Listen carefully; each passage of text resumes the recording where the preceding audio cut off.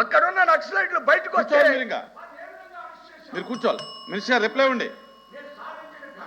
Minister గారు మీరు reply ఏంటంటే మీరు లేగరు అక్కడ ఆపితే కదా సార్.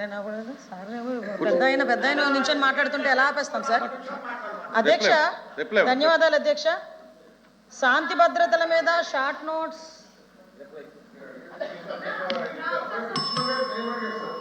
లేదండి, క్లోజ్ లేదండి. ఎదురుగా అనుకున్నాం, అటు పక్క ఎదురు అనుకున్నాం.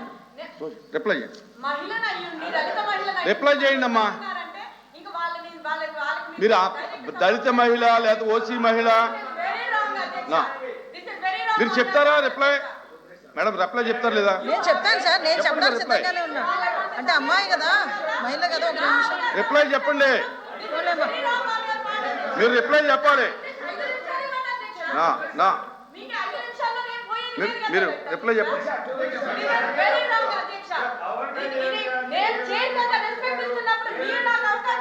మేడం రాంగ్, ఇది రాంగ్ రైట్ అనేది మీరు మాట్లాడకూడదు. నా కూర్చోండి, ఇది అబ్జెక్షనబుల్ అండి. మాటికి నా ఇది మాటికి దళితులు ఈ సభలో సభ్యులు అందరూ సమానమే. దళితులకి ఒకే హక్కు ఉంటుంది, అగ్రవర్ణాలకి ఒకటే హక్కు ఉంటుంది.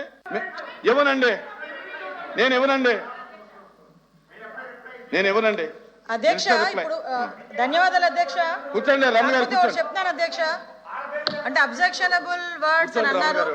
కానీ ఒకటి ఏంటంటే అధ్యక్ష, వచ్చారు లా అండ్ ఆర్డర్ డిస్కషన్ గురించి అడిగారు, దానికి మేము సిద్ధమని చెప్పాం, ప్రిపేర్ అయి ఉన్నాం. సభ్యులు అడిగిన ప్రతి క్వశ్చన్కి కూడా సమాధానం మేము చెప్తామని చెప్పిన తర్వాత కూడా వాళ్ళు నోటికి వచ్చినట్టు సార్ కూటమి తరపున ఇద్దరు మాట్లాడారు, వాళ్ళ తరపున ఇద్దరు మాట్లాడారు, రిప్లై అనుకున్నాం. బాబు కూర్చోవయ్యా, నువ్వు ఒరిజినల్ జనసేనలో ఉన్నావు. కూర్చో కూర్చో కూర్చో కూర్చో కూర్చో కూర్చో నాకు తెలుసు నువ్వు వైసీపీ.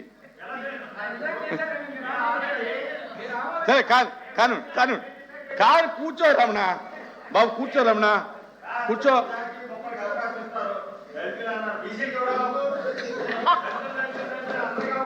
సరే రేపు బీఎస్సీలో మాట్లాడుకుందాం, బీఎస్సీలో మాట్లాడు. చెప్పమ్మా, కూర్చో స్వామి. రమణ కూర్చో.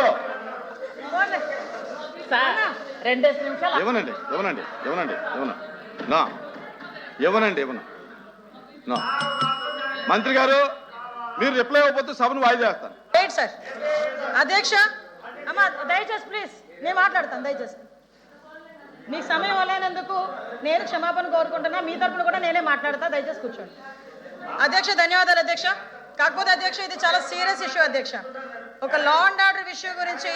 ప్లీజ్ అమ్మా రమణ గారు, మీకు అనుమతి లేదు, కూర్చోండి. మీకు అనుమతి లేదు, కూర్చోండి.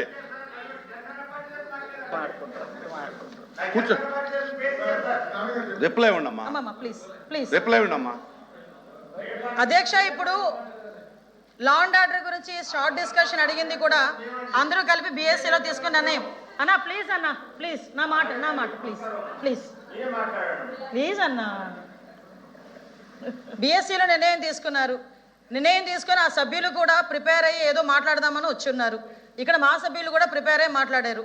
నేను కూడా ప్రభుత్వం తరపున రిప్లై ఇవ్వడానికి సిద్ధంగా ఉన్నానని చెప్పేసి నేను కూడా చెప్పడం జరిగింది.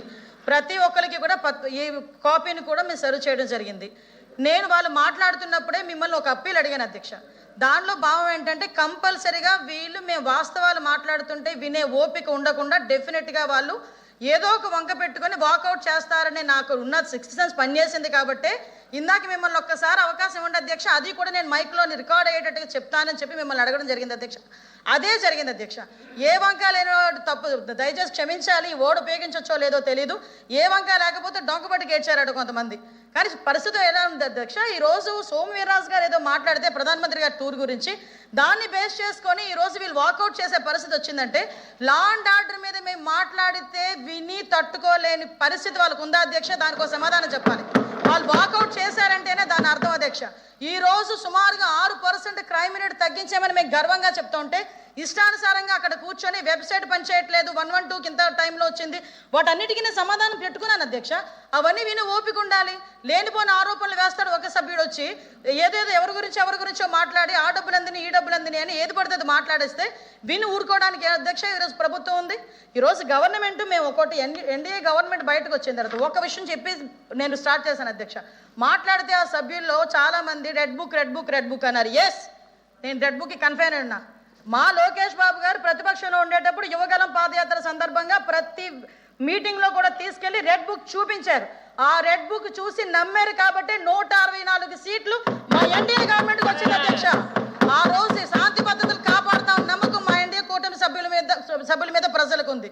ఆ రెడ్ బుక్ ద్వారానే అన్యాయం చేసిన ప్రతి ఒక్కరిని శిక్షిస్తామని ప్రజలు నమ్మున్నారు. ఆ రెడ్ బుక్ ద్వారానే ఎవరైతే అన్యాయాలు చేశారో వాళ్ళందరినీ జైలుకు పంపిస్తారని చెప్పి ప్రజలు నమ్మున్నారు. ఆ నమ్మకంతోనే ఈ రోజు వరకు కూడా మమ్మల్ని ప్రజలు ఆశీర్వదిస్తున్నారు, ఈ రోజు వరకు సపోర్ట్ చేస్తున్నారు. ఎస్, ఆ రెడ్ బుక్ వల్లే. ఆ రెడ్ బుక్ చూసి భయపడిపోయి దాని గురించి మాట్లాడి మేము రిప్లై ఇస్తే వినే ఓపిక లేక ధైర్యం లేక వాకౌట్ పేరిట పారిపోతే ఈరోజు మేము ప్రజలకు సమాధానం చెప్పాల్సిన అవసరం ఉంది అధ్యక్ష.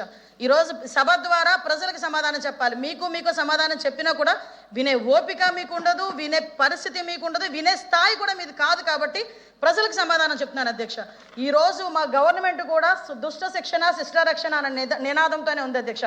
దాన్ని బేస్ చేసుకునే prevention of crime, maintain of public order అనే దృష్టితో mainly training, use of technology tools and timely response, ఈ TTT విధానం ద్వారా ఈరోజు పోలీస్ డిపార్ట్మెంట్ గౌరవ ముఖ్యమంత్రి నారా చంద్రబాబు నాయుడు గారి సారథ్యంలో ఎఫెక్టివ్గా వర్క్ చేస్తుందని చెప్పడానికి ఇదొక ఉదాహరణగా చెప్తున్నాను అధ్యక్ష. దీంతో పాటు అధ్యక్ష, మీ అందరికీ తెలుసు మనకి శాంతి భద్రతలు మరియు చట్టం అనేది అధ్యక్ష, అది కాపాడడం అనేది పరిపాలన బాధ్యత మాత్రమే కాదు అధ్యక్ష, అది రాజ్యాంగబద్ధమైన కర్తవ్యం. ఇందాక సభ్యులు మాట్లాడుతూ ఆర్టికల్ 21 గురించి మాట్లాడారు. దానికి 100కి 100 పాళ్ళు కట్టుబడి ఉన్నామని చెప్పి ఈ సభాపూర్వకంగా ప్రజలకి నేను చెప్తున్నాను అధ్యక్ష.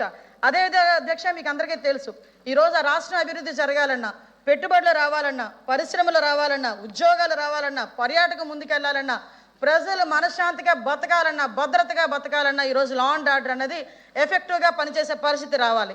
లాస్ట్ 5 సంవత్సరాల గవర్నమెంట్లో కూడా ఆ శాంతి భద్రతలు లేవు కాబట్టి వచ్చే పరిశ్రమలన్నీ వెనక్కి పారిపోయాయి.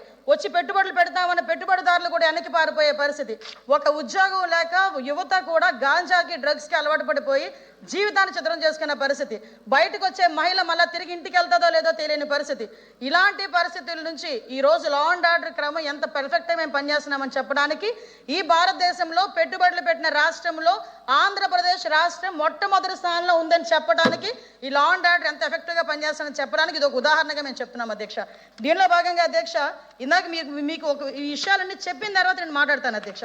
ఎందుకంటే ఈరోజు పోలీస్ డిపార్ట్మెంట్ ఎఫెక్టివ్గా పనిచేయాలంటే మీకు కూడా తెలుసు అధ్యక్ష, పెద్దలు, పోలీస్ డిపార్ట్మెంట్ పనిచేయాలంటే ఎక్కడైనా క్రైమ్ జరిగితే క్రైమ్ జరిగిన తర్వాత వాళ్ళ ఇన్వెస్టిగేషన్కి సంబంధించి ఇన్వెస్టిగేషన్ టూల్స్ ఉండాలి, ఫోరెన్సిక్ ల్యాబొరేటరీ పనిచేయాలి, వాళ్ళు ఎవిడెన్స్లు కలెక్ట్ చేయాలి, తర్వాత కోర్టుకి సబ్మిట్ చేయాలి, అక్కడ ప్రాసిక్యూషన్ జరగాలి, తర్వాత తీర్పులు వెలువడాలి. ఇంత పెద్ద ప్రొసీజర్లో ప్రతి ఒక్క దగ్గర కూడా ప్రతి స్టెప్లోని కూడా పోలీస్ డిపార్ట్మెంట్ వాళ్ళకి సంబంధించిన మౌలిక సదుపాయాలు ఇవ్వాల్సిన అవసరం ఉంది అధ్యక్ష. ఇందాక మాట్లాడుతూ బడ్జెట్లో నువ్వు ఇంత ఖర్చు పెట్టేవెందుకు, ఉమెన్కి సంబంధించి 3 కోట్లకి 10 కోట్లకి 3 కోట్లే ఖర్చు పెట్టారు, లేకపోతే ఈగలకి 30 కోట్లే ఖర్చు పెట్టారని మాట్లాడిన పెద్ద మనుషులకి ఒకసారి వాళ్ళకి తెలియదేమో అధ్యక్ష. 2021, 22, 23కి సంబంధించి ఈ స్టేట్ గవర్నమెంట్ ఒక ప్లాన్ ఆఫ్ యాక్షన్ ప్లాన్ని కూడా సెంట్రల్ గవర్నమెంట్కి పంపించకపోవడం వల్ల 180 కోట్లు ఈ రాష్ట్రం పోలీస్ డిపార్ట్మెంట్ నష్టపోయిందని చెప్పడానికి నిజంగా సిగ్గుపడాలి. వీళ్ళ అధ్యక్ష బడ్జెట్ల గురించి మాట్లాడుతున్నారు.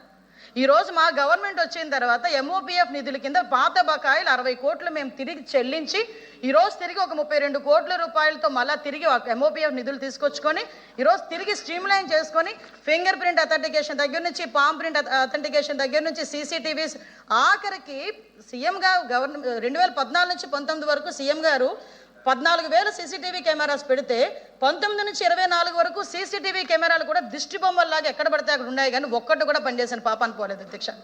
ఆఖరికి మళ్ళీ ఎన్డీఏ గవర్నమెంట్ వచ్చిన తర్వాత ఈరోజు గవర్నమెంట్ చాలా ప్రెస్టీజియస్గా CCTV కెమెరాస్ని తీసుకొని దగ్గర స్టేట్ మొత్తం మీద చూసుకుంటే 1,00,000 పైగా CCTV కెమెరాస్ ఏర్పాటు చేసుకొని సర్వేలెన్సెస్ని కూడా ఈరోజు మేము పటిష్టం చేసుకునే పరిస్థితి కనిపించింది అధ్యక్ష. వీటితో పాటు డ్రోన్స్ అధ్యక్ష, ఎక్కడైనా ఏదైనా అఫెన్సెస్ జరగచ్చు అనే చిన్న ఇన్ఫర్మేషన్ వచ్చినా ఈవ్ టీజింగ్ జరుగుతుందేమో అని చెప్పి కాలేజీల దగ్గర ఓపెన్ డ్రింకింగ్ జరగకుండా బయట, ఆఖరికి ఓపెన్ గ్యాంబ్లింగ్స్ జరగకుండా బయట ఎక్కడ పడితే అక్కడ డ్రోన్ తిరుగుతుందని భయంతో, నిఘా వ్యవస్థ పనిచేస్తుందని భయంతో ఈరోజు బయటకు వచ్చి క్రైమ్ చేయడానికి కూడా భయపడే పరిస్థితి.